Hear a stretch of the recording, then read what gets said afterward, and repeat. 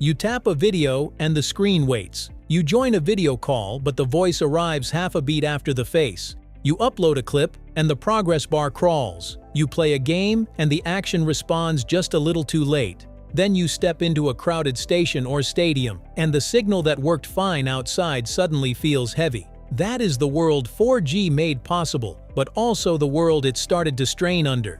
If 4G already lets us watch, call, and scroll endlessly, why do we need 5G at all? The answer is not simply faster downloads. 5G is a redesign for less waiting, more data, more devices, and moments when the network must respond almost instantly.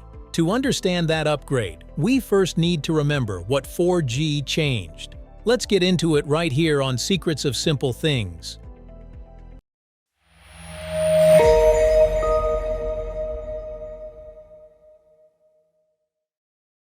What 4G actually gave us. Before 5G became the new promise, 4G was the upgrade that made the smartphone feel like a real portal to the world. Earlier networks handled calls, texts, emails, and light web pages, but did not yet make phones feel like televisions, offices, maps, wallets, and studios in our pockets. 4G changed that. It made HD video ordinary, video calls smoother, live streams possible, maps more responsive, ride-hailing practical, mobile banking convenient, and social media more visual. A phone was no longer just something used away from a computer. So 4G should not be treated as a failed technology. It made the modern smartphone feel normal, but once people could stream, upload, navigate, shop, call, work, and scroll anywhere, they demanded more data in more places, from more devices.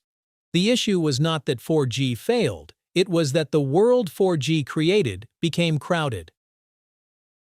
Why 4G started feeling crowded? 4G can be fast when conditions are good. One person, a strong signal, and a nearby tower can make the network feel smooth, but a mobile network is shared by everyone around you. Think of it like a road. At first it feels wide enough. Cars move freely, and nobody notices the limits. Then more cars arrive. Some are streaming, live streaming, downloading files, joining video calls, posting clips, or refreshing maps. At a stadium, station, mall, or big event, that road starts to jam. And the traffic is no longer only phones. Smartwatches, cameras, cars, home devices, factory machines, medical tools, and tiny sensors all want a place on the network too. Each one may use little data, but together they create a heavier world. This is where 5G enters the story.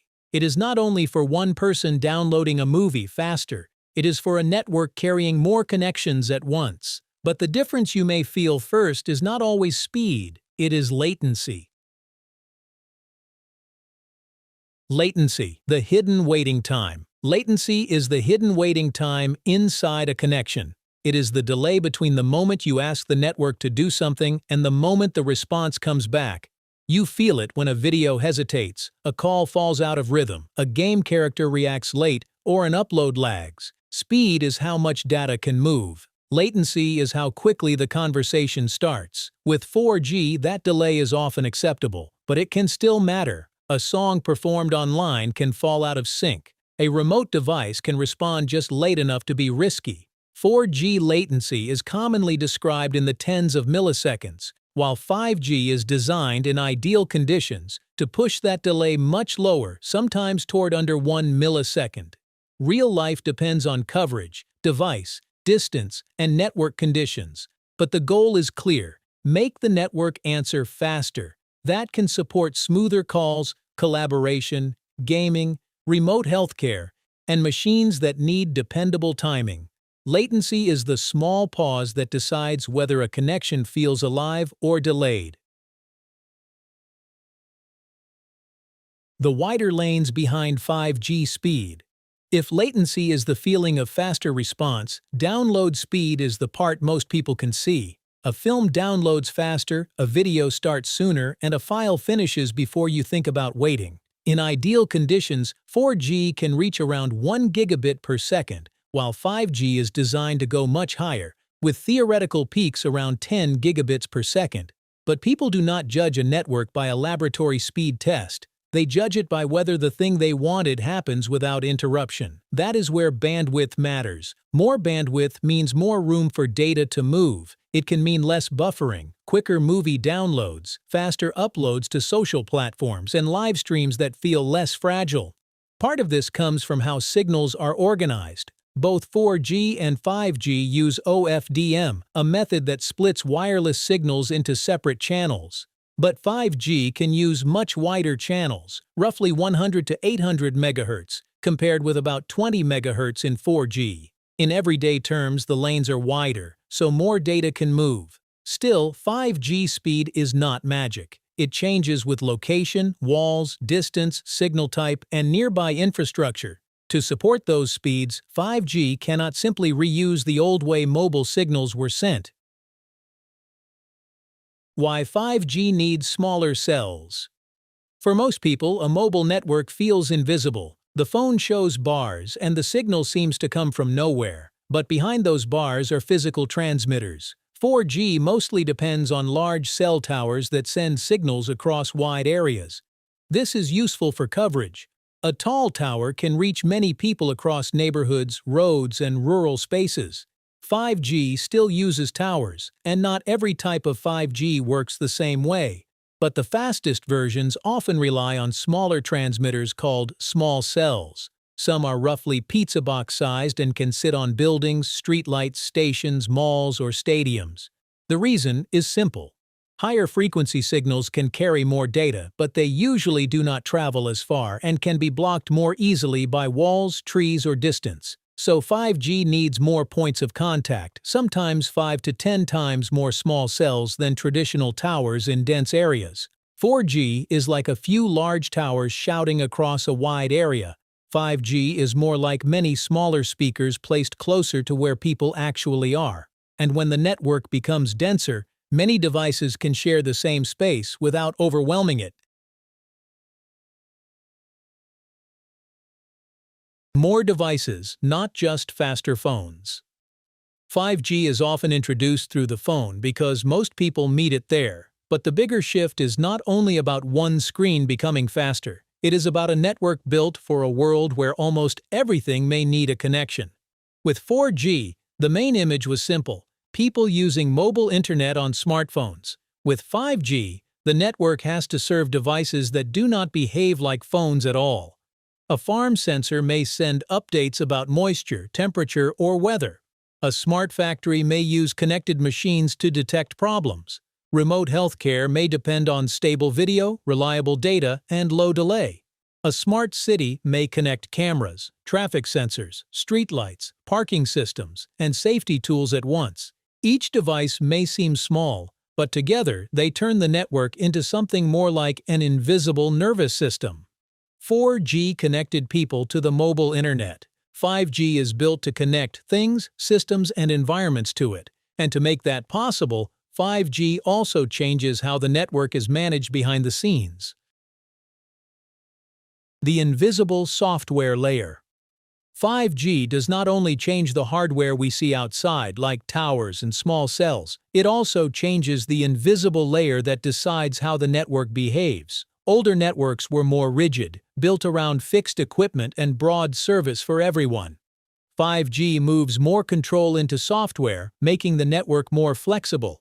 Instead of treating every connection the same, operators can divide resources based on different needs.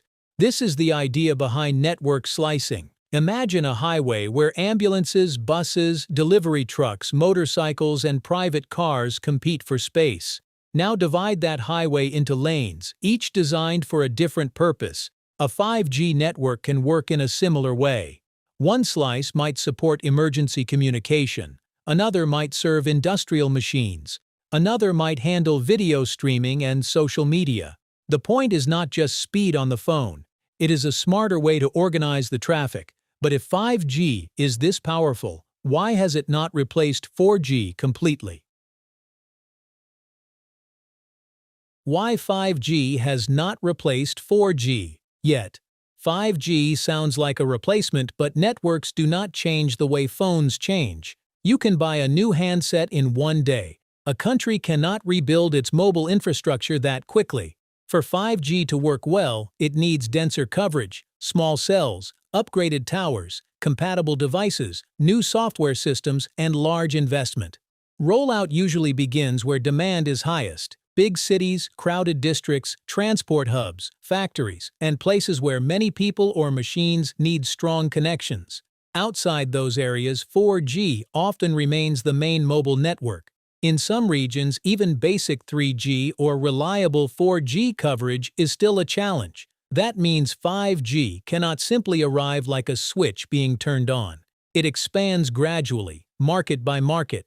Even when your phone says 5G, the experience can vary. Are you indoors or outdoors? Close to a transmitter? On the right phone band? Is the network crowded or blocked by walls? So the question is not which network wins, but what each network was built for.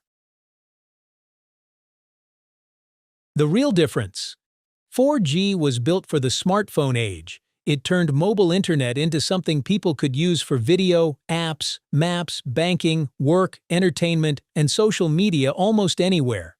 5G was built around a different idea. Connection is no longer only something inside a phone. It can also be inside cars, cameras, sensors, factories, hospitals, farms, streets, and machines that may need to react quickly and reliably. So the real difference between 4G and 5G is not just how fast a movie downloads, it is what kind of world the network is prepared to carry. 4G was built for phones that needed the internet. 5G is built for a world where almost everything might. So the next time your phone shows 4G or 5G, remember, it is not just a symbol in the corner of the screen. It is a clue to the kind of network carrying your world. If you enjoy discovering the hidden systems behind simple, everyday things, subscribe to Secrets of Simple Things and keep looking closer.